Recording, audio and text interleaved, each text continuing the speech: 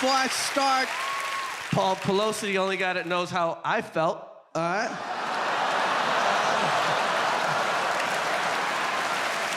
Just me and you, Paul. Just me and you, babe. All right, so I met Sandler. Here's a weird thing. I went to school in the 70s. I was 1972, I was bused to school, right? And I was like the only black kid in my school. I was only me and two other black girls. It was just us in Brooklyn. And, you know, it wasn't Selma, but it was like Boston, okay? It's like Boston, right? Now, how many times do you think a kid asked me to hang out at his house? Once.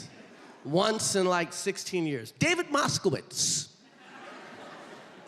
The Jews, nice people. Nice people. So I met Sandler at the comic strip. Here's the thing about the comic strip. I started before Sandler. And it takes about 2 years to get a weekend spot.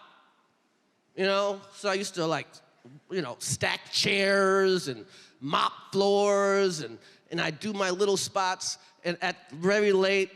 And it took forever. It took me 2 years to get a weekend spot at the comic strip. One year, I'm gone for about 10 days. Eddie Murphy saw me at the club, flew me to LA. I'm gone for 2 weeks, right? I come back on a Saturday night, and who do I see on stage? Adam Sandler. I'd never seen him before in my life. And we're like kind of the same age, and he's on a weekend, and I'm like, who the is this guy? That he gets a weekend spot so fast, right? So I was supposed to hate him. And I'm watching him, and he does this joke about Wilt Chamberlain. Wilt Chamberlain once scored 100 points in a game. And Sandler does this joke. He goes, here's my impression of the coach of the other team. Who's got Wilt?